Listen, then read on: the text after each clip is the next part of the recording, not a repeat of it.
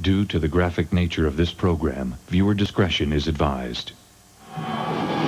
From the ground, from the air, and to the sea, these are the stories of the world's greatest stunt performers. Their triumphs, their tragedies, when stunts go good and when stunts go bad. Tonight, witness the hard landings felt by motorcycle daredevils. Letting it down, ladies and gentlemen, here we go! And he goes, oh my God! Discover why world record car jumps spin into destruction.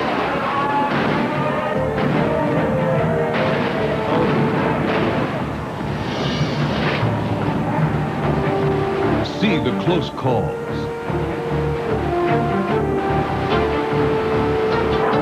And deadly falls from the sky. Find out what happens when international stuntmen play with fire.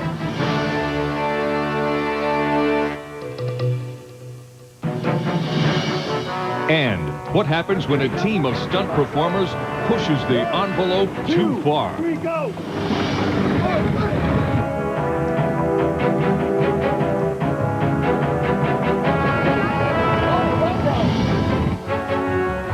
Man's quest for speed can be destroyed by the simplest act of nature.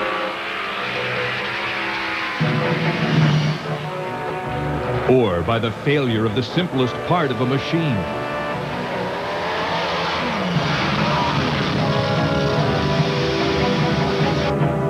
Sometimes, when stunts go bad, it is not only painful for the fallen stuntman.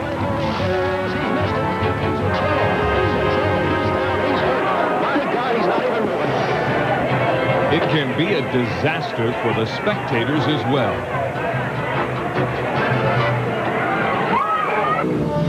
Some of these stunts gone bad are graphic by nature, but these are professionals trained to perform in these types of events.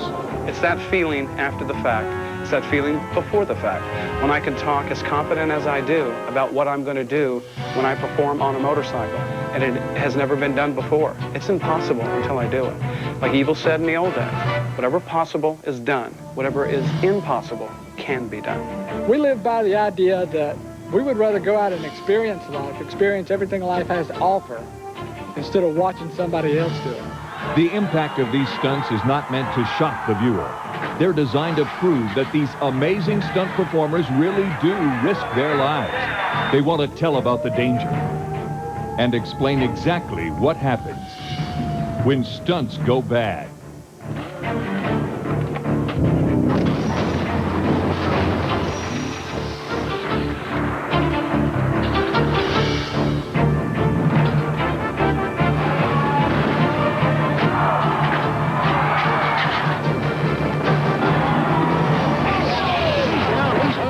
Hi, I'm Captain Robbie Knievel. I currently hold the world distance record in head-to-head motorcycle jumping competition. The stunts you are about to see were all performed by highly trained, experienced professionals. These stunts are all extremely dangerous, and no one except professional stunt performers should ever consider trying to attempt them. I hope this program will help you understand all the planning and preparation that goes into any type of stunt, the ones that are successful and the ones that are not. And lucky landings to all. Lucky Landings has been the motto for Captain Robbie Knievel for over 25 years. But every jump is a risk, and sometimes they go bad. June 21st, 1997, Red Wing, Minnesota. Robbie attempts a jump of 200 feet.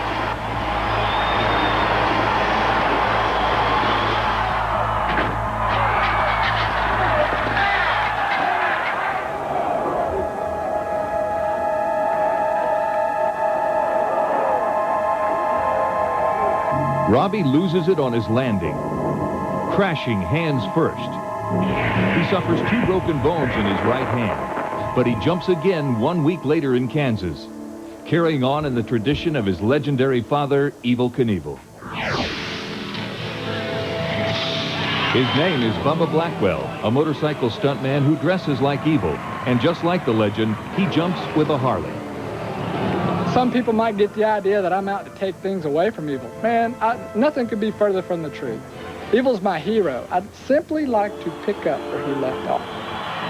July 1st, 1995, Portland, Oregon. Bubba attempts to jump 13 cars on his Harley 750. Bubba. Heading it now, ladies and gentlemen. Here he goes! And he does it! Oh, my God! I'd gotten comfortable. And when you get comfortable doing this game, it'll sneak up and bite you on the tail, because it bit me. It took my left collarbone and broke it, broke all my ribs, punctured my lung, and broke my shoulder. I remember flying through the air thinking, boy, this is going to hurt, but I couldn't get away.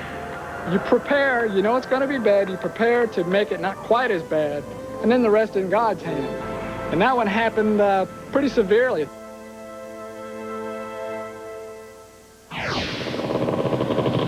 Joe Reed is a motorcycle stuntman who doesn't jump for distance. He jumps over the impossible. He made a name for himself by attempting to jump over 3 fully powered helicopters. During practice, jumping over only 2 choppers, Reed loses control on his landing. He is rushed to the hospital, but he returns the very same day to attempt this terrifying jump. A jump that has no margin for error. The slightest misjudgment of distance, and Joe Reed could land in the whirling blades of the helicopters. A mistake that could mean sure death for this courageous stuntman. The doctors say Reed is okay to jump. He goes.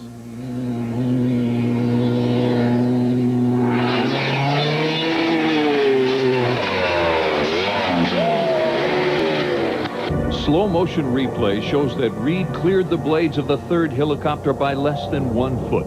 A close call, but for Super Joe Reed, it made him want more.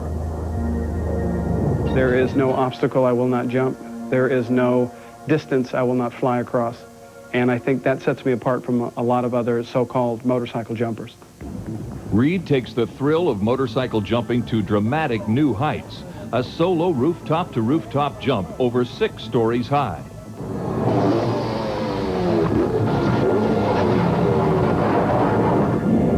The landing was anything but perfect.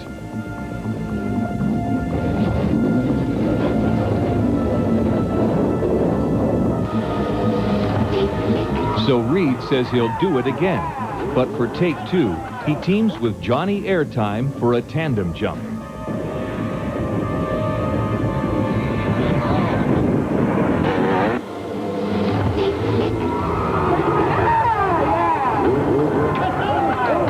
I really didn't think he made it. I didn't look until I actually landed on the other side, went into the net. Did I get back up and look around for him, and he was right there with me. I don't know how he got across, but he almost got killed. Reed almost got killed when he took his next stunt to the extreme. The plan was to jump over 4 high-powered wind machines. These gigantic fans spin at over 10,000 RPMs. And in a dramatic act of added danger, Joe Reed accepts an amazing schoolyard dare. I said that I would do this motorcycle jump with one arm tied behind my back. That's what this is. So with his left arm strapped behind his back, Reed goes for it.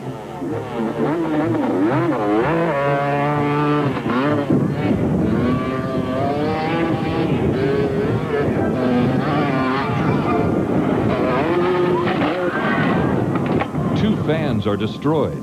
The left side of Reed's motorcycle is sheared off. The replay shows that Reed missed a shift, slowing down as he hit the launch ramp. He lands on the 3rd fan and bounces into the center of the 4th fan, which cuts through the left handlebar of the motorcycle. Because Reed jumped with his left arm tied behind his back, he survived the crash. If he jumped in the traditional way, with both hands, his left arm would have been severed. He walked away with only a slight concussion. The greatest triumph of the Knievel family was jumping the fountains at Caesar's Palace. But for stuntman Gary Wells, it was a painful experience. So far, this appears to be at 90 miles an hour. He's up. 22 Gary Wells. He's missed it. He's in trouble. He's in trouble. He's down. He's hurt. My God, he's not even moving. He's hurt. He's hurt. Wells is seriously injured. But as the crowd pushes forward to see the fallen stuntman, The railing breaks. The crush from the frenzied crowd causes 16 spectators to fall to the cement below. As rescue personnel try to save the life of the stuntman, they now have 16 additional victims. Miraculously, Wells survives, and none of the spectators are seriously injured. Blown fuel drag boat racing is not only dangerous for the drivers, waterbound spectators are also at risk. Achieving a world record speed is the ultimate victory for these warriors on water. Throughout history, man has always viewed the sea and its tributary rivers and lakes as the natural adversary, and victory at sea does not come without a price. Eddie Hill will attempt to set a new speed record of over 220 miles per hour on Firebird Lake. The scariest part was that when I hit the water face first, and the water got in behind my eyes and nearly pushed my eyes out. And I had a black eye all the way from my hairline to my hairline. And the whites of my eyes just turned blood red and stayed that way for a couple of months. I wondered if at one time whether the whites of my eyes would ever be white again. But nearly lost my sight, so that was the scariest part. Superboat racing is fast becoming a huge spectator sport. These are ocean-going craft that power through rough water and high seas. It takes two to pilot these craft, but because of the much-needed safety cages, visibility is limited. While heading back to the pits, this superboat runs right over a smaller craft. Slow-motion replay shows that the propeller of the larger boat cuts through the helmet of the pilot of the smaller boat. Watch as the red helmet flies backward. Miraculously, no one is seriously injured. When Stunts Go Bad 2 continues, witness the destruction at a world record car jump attempt.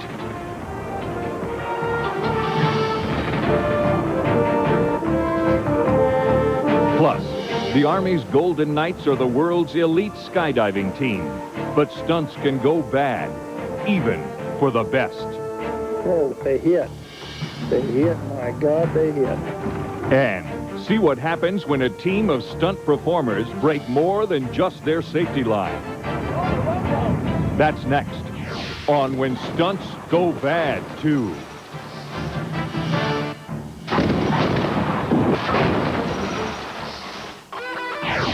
Aerial stunts performed by high-flying skydivers have taken on a dramatic and dangerous new theme.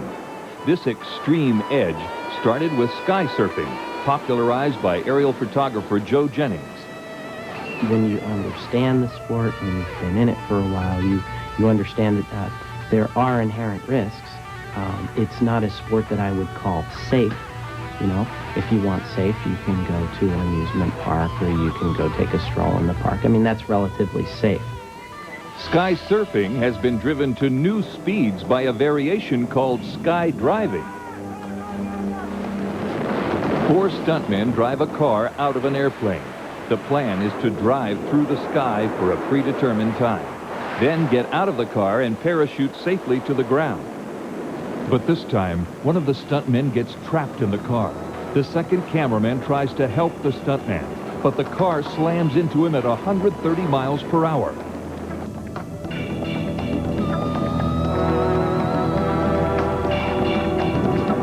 At the last possible moment, the trapped stuntman is whipped away from the car, just seconds before final impact. San Francisco, California. Stuntman Ron Broyles climbs to the top of the Golden Gate Bridge to attempt a base jump off the 746-foot-high North Tower. The foggy day does not deter Ron from his mission. He jumps. His parachute opens perfectly, and he glides down to safety.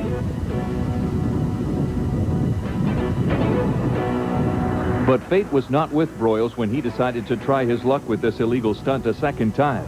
On a picture-perfect day, he jumps again. But this time, the stunt goes bad.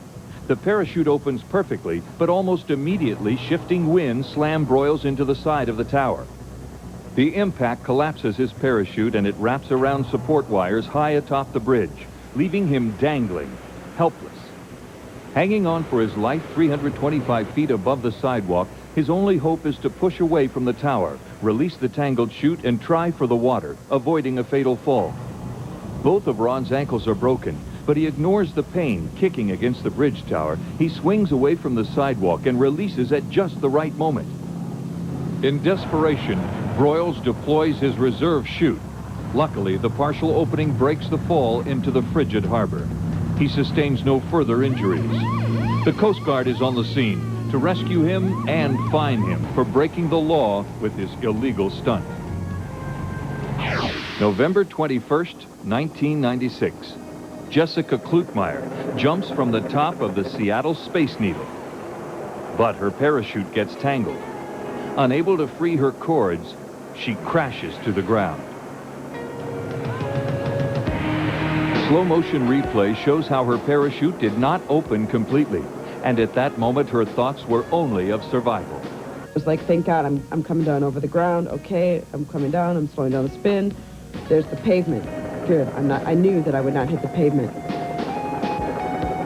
Falling on the soft, wet ground saved Jessica's life by cushioning the landing of her out-of-control stunt. The horrified crowd watches as paramedics prepare her for the ride to the hospital. Jessica suffers a broken bone in her neck, but will fully recover. She is grateful her injuries are not more extensive. I'm like, this sucks. I did this in front of a big crowd of people, but I'm going to be all right. The Golden Knights are the Army's elite skydiving team. They travel all over the world as goodwill ambassadors competing for world titles. In the United States, they can be seen at local air shows demonstrating why they are the best and spreading the word of recruitment.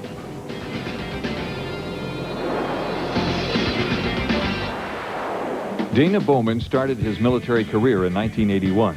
After joining the Special Forces and becoming a Green Beret, he decided to join the Golden Knights. To be in the Golden Knights, you have to be one of the elite. We usually have right around 40 people that start out in the Golden Knights, and it works its way down, and maybe only 10 people will make it for that year. It's an honor to be on the Golden Knights. Once a Golden Knight, always a Golden Knight. The team is famous for their difficult aerial demonstrations. One of the most dangerous maneuvers is called the diamond track.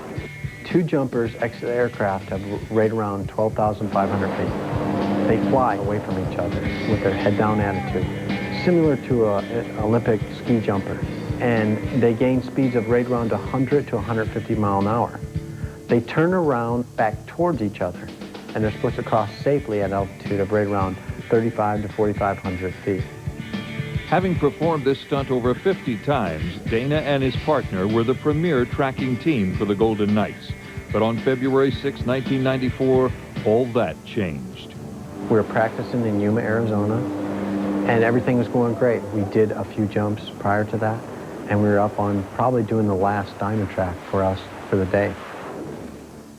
The track out was great, and the track inbound was going really, really good until we got closer and closer. And I looked up for a split second, and I seen my partner, and he was coming right in towards me. And we ended up colliding into each other at a combined speed of right around 300 miles an hour. They hit. They hit. My God, they hit. Oh. Oh. The force of the 300-mile-per-hour mid-air collision instantly knocked Dana out. But luckily, his parachute opened automatically. Unconscious and bleeding, he floated to the ground. I did not regain consciousness until 2 days later. I woke up in the hospital. I had no clue what happened, you know, because everything was blank. I remember that instance of almost getting ready to get, you know, to collide. And then, you know, that was it. I was under medication, and I had no clue that I had lost my legs. I mean, what do you think about? What do you do? Do you have self-pity, bitterness, depression? A lot of them things went through my mind, you know, but I just kind of figured out right there that, you know, this couldn't be too hard. Prosthetic legs. Dana lost both of his legs, but he never lost his will to live. Fighting through the pain of rehabilitation, Dana learned how to walk again, fueled by his desire to remain a Golden Knight. I convinced the Pentagon that there was a role for me to play in the military. 5 months later, I made my first skydive, and 9 months later, I re-enlisted back in the military and became the first double amputee to re-enlist. Last year, Dana retired from the Army and the Golden Knights and is now studying for his bachelor's degree in aviation. In his spare time, he participates in everything from scuba diving to biking, but his passion is being a role model for others. I think I have my calling now. I know where I'm supposed to be. I love to talk to people, I love to inspire people, and I show people that it's not the disability of a person, it's the ability. If I can do all these things with what happened to me, you know, sure enough, there's a lot of people out there that could use that little boost to continue to drive on. I wasn't ready to quit, and I never have been ready to quit.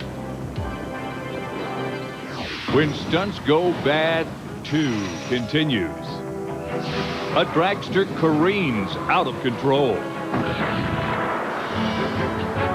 And then, see what happens when an Australian stuntman plays with fire.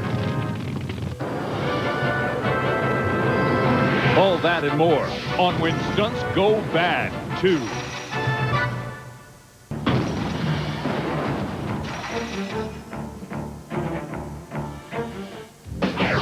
Spanky Spangler is an all-around stuntman.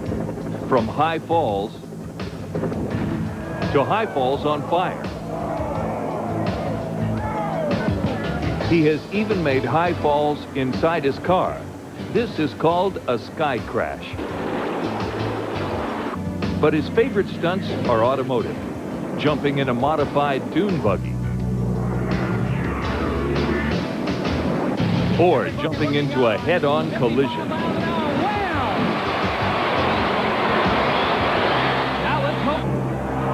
November 15th, 1996.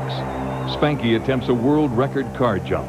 The goal is to break 300 feet without breaking his neck.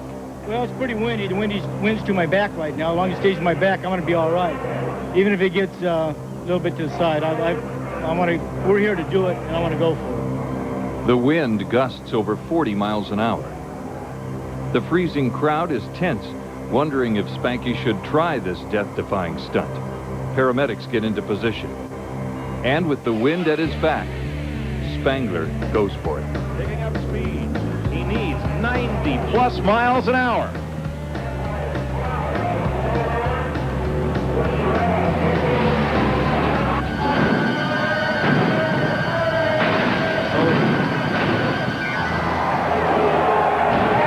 Spangler has done it. He has the distance. The car came down squarely on its tail. Spanky and his crew placed 300 pounds of special weights in the trunk of his '72 Chevelle, but that proved to be too much weight. The heavy back end caused Spanky to land tail first, squarely on the rear end of his car. The tremendous force of the impact tears apart the vehicle, knocking Spangler unconscious. Miraculously, with the aid of specially designed safety equipment, Spangler is not seriously injured.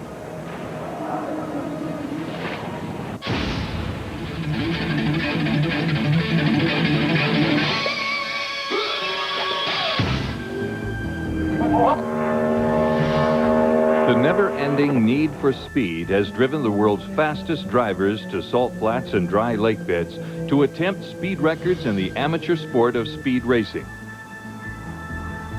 May 4th, 1995. Sonny Arnett attempts to set a land speed record.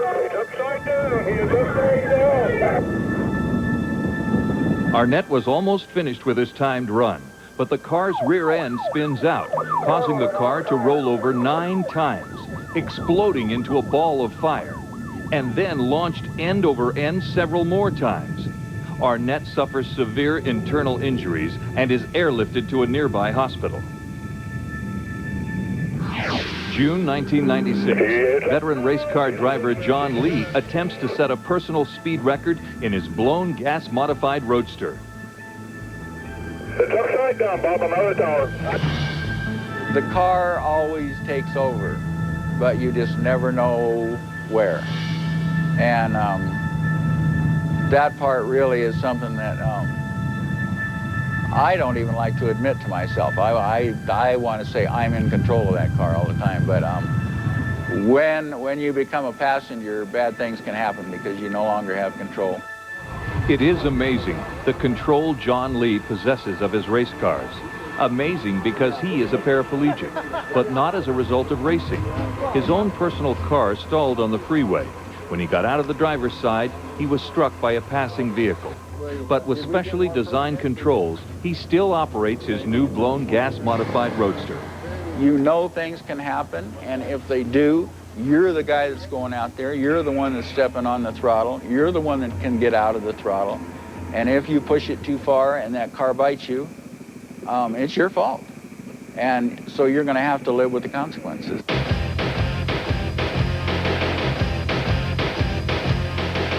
Aerial stunt shows are a favorite summer pastime, but all too often, these high-altitude stunts explode with fiery results. September 14th, 1997, the Chesapeake Air Show, Middle River, Maryland. Major Brian Knight pilots his stealth fighter for a crowd of 10,000.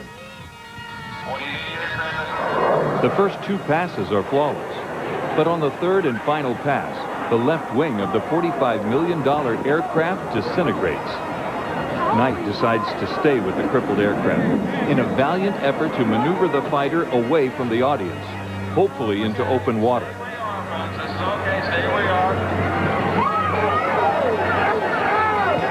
At the last instant, the brave pilot ejects, only moments before it crashes to the earth. At the same time, adjacent to the airfield, the McDonald family is enjoying a backyard barbecue. Suddenly, the neighborhood explodes into a jet-fueled inferno as the stealth fighter crashes and burns. No one is injured as the pilot lands safely. When Stunts Go Bad 2 continues. A team of daredevils attempt a stunt that goes terribly wrong.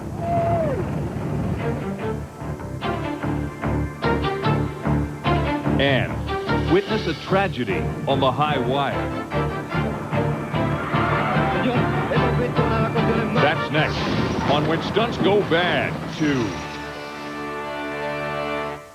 Due to the graphic nature of this program, viewer discretion is advised.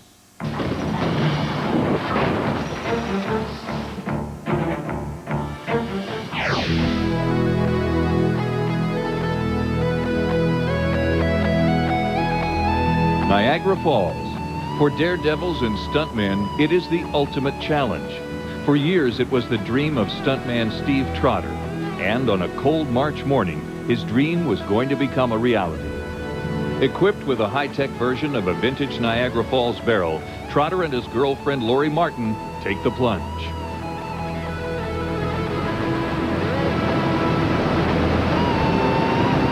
In the history of Niagara Falls, they have become only the fourth and fifth people to survive. But living through this amazing stunt only whetted Trotter's appetite for danger. His next challenge, a 400-foot pendulum swing from the 4-mile-long Skyway Bridge in Tampa, Florida. Lori was the only female member of a team of 5 to jump off the side of the Skyway Bridge. Compared to Niagara Falls, there's definitely the adrenaline flowing.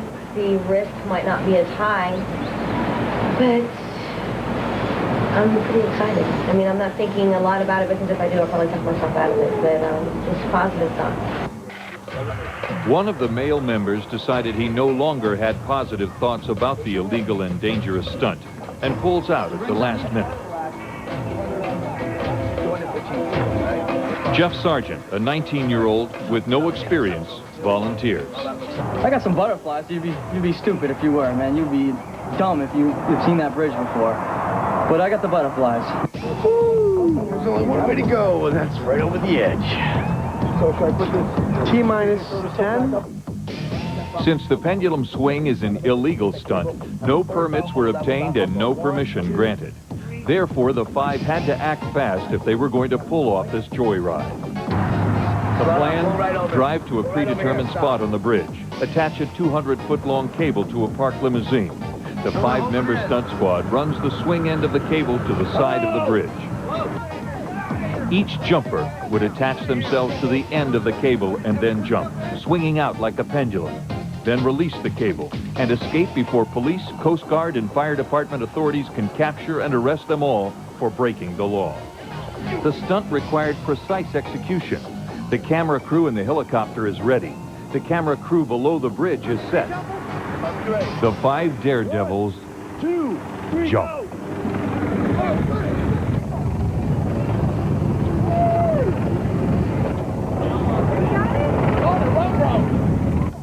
Slow motion replay of the failed stunt shows that the daredevils did not have enough pressure on the cable when they jumped from the top of the bridge. When the 5-member team weighing almost 1,000 pounds reach the end of the cable, the tremendous force snaps their lifeline. For the jumpers, the first injuries are whiplash from the cable. The second and more powerful is the impact of the water 200 feet below the bridge. Lori is unconscious, her neck broken. Jeff is not breathing. His neck is also broken. Chaos takes over as the jumpers and the boat crew stare at death all around them.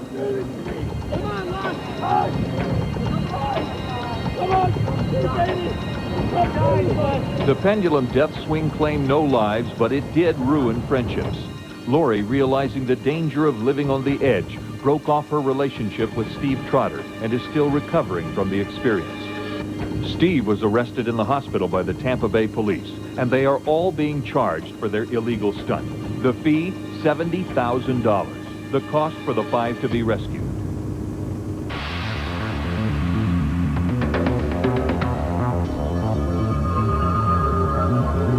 For years, the circus has provided audiences with spectacular stunts. The most famous circus performers were the great Wallendas. The patriarch of the family was Carl. He took the art of high wire performing to new heights with the skywalk. San Juan, Puerto Rico. At age 73, Carl Wallenda plans to walk between 2 high-rise buildings.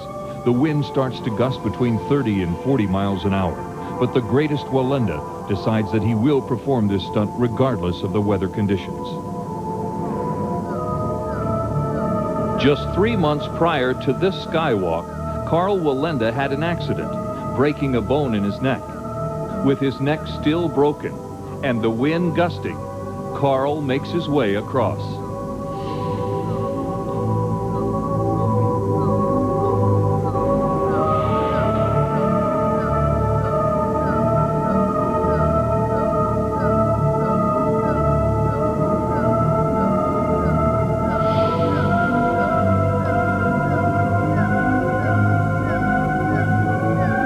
Unfortunately, this was to be Carl Wallenda's final stunt.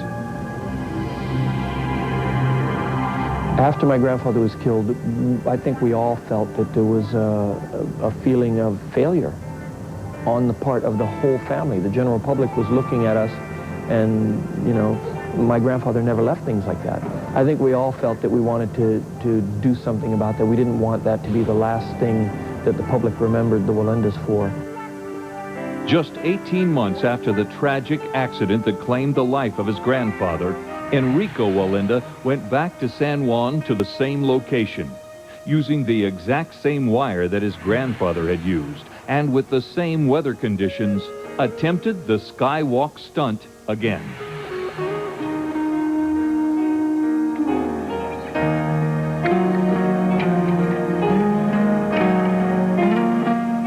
It's the first 2 or 3 steps that are the hardest. After that, it's just smooth rolling all the way across.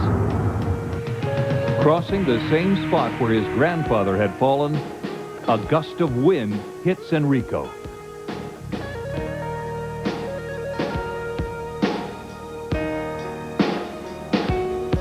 I think the greatest challenge to me was not presented by others or by the wire itself, but by my grandfather's reputation. That was the greatest challenge, and certainly there are things that he did that I knew I could never do, but I came as close as I thought I could. Next on When Stunts Go Bad 2, Australian stuntman Jim Bailey holds on for his life behind a nitro-powered dragster. And Witness the explosive combination of man and machine. When Stunts Go Bad 2 continues.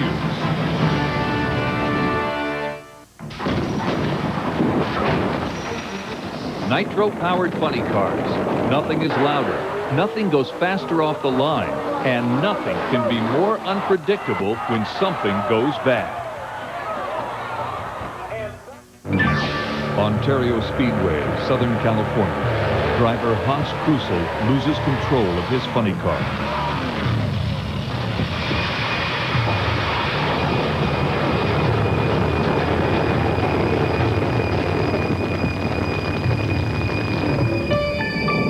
Following a perfect start, Krusel's left rear tire loses traction, causing him to swerve wildly to the left at 185 miles an hour. He desperately tries to correct his direction, but careens into the guardrail. His alcohol-fueled funny car bursts into flames. Bouncing from the left guardrail to the right, his funny car literally rips apart. Once the flaming wreckage is stopped, Krusel unfastens his safety harness and walks away with only a slight concussion. April 15th, 1996. Owner-designer Carl Ruth races his 1956 Nostalgia Ford funny car.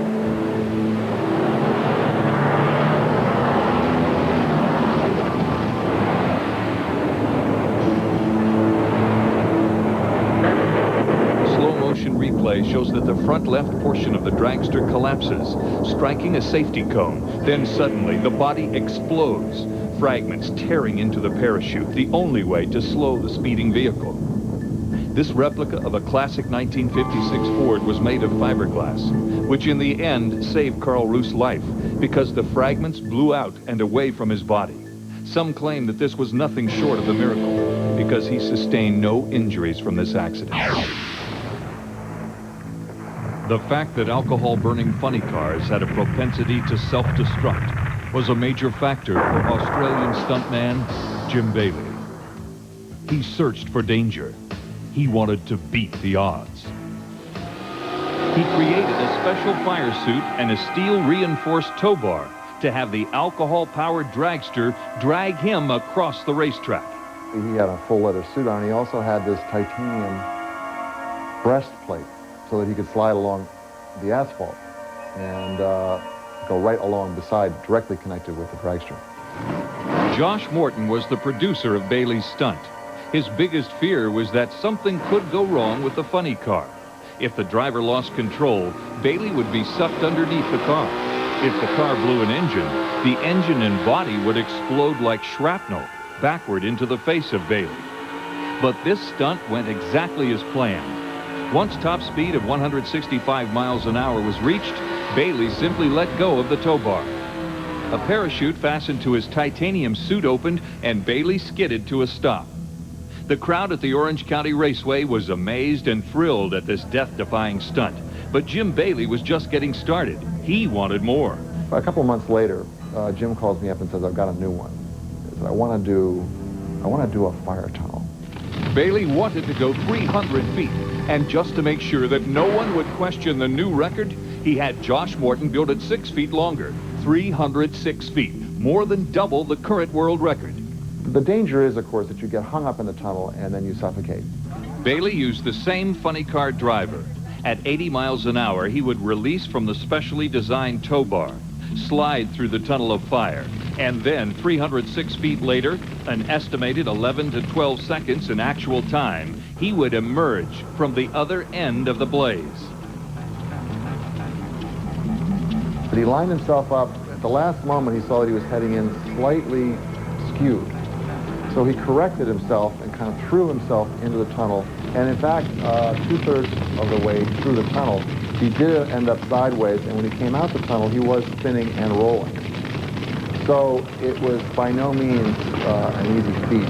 He pulled it off, is what he did. And he came rolling out the end. And he had a successful stunt. He had his world record.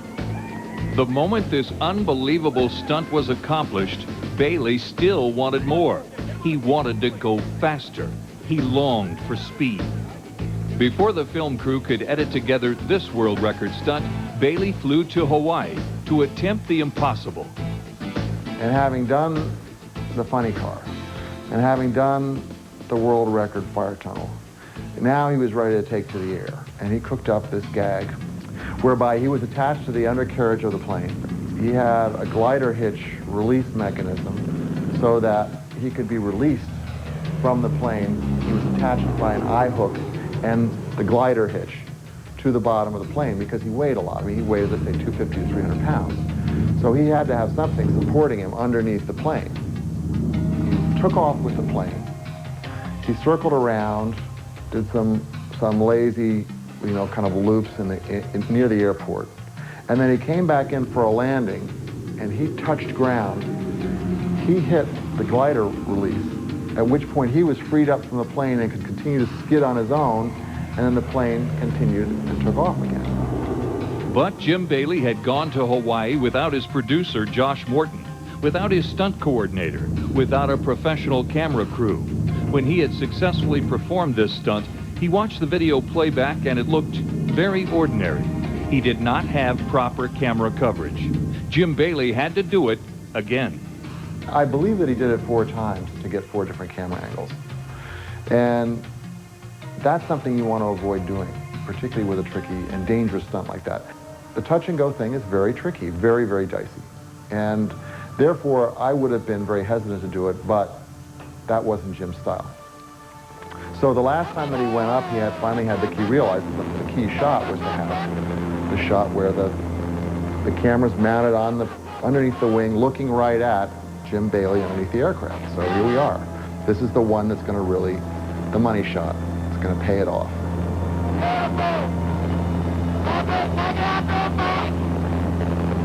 Jim Bailey tried cheating death 1 time too many.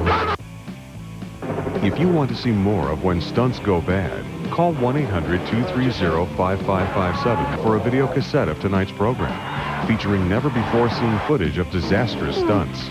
Call 1-800-230-5557 for more When Stunts Go Bad.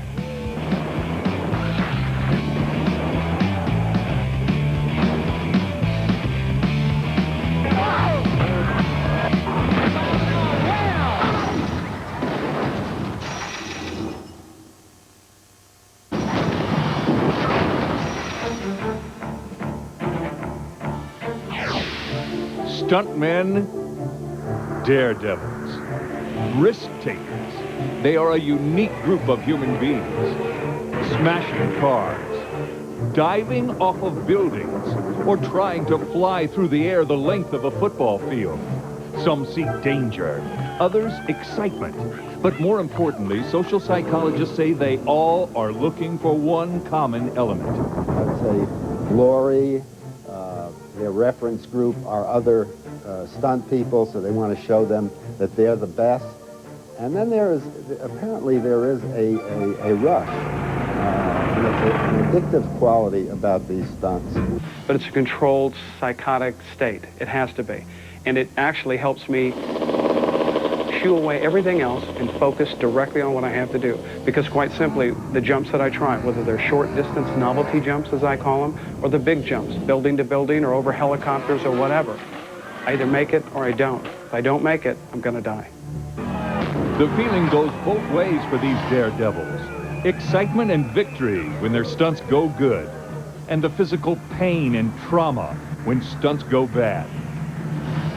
But for the elite stuntmen, the ones with commitment, there's an added feeling of responsibility. I believe I got a meaning in life, and I got little kids that grab me, hold me, and hug me, and look up to me like a superhuman being, and I just tell them my beliefs and leave them with a good message and take a positive risk, and that's all we can do these days.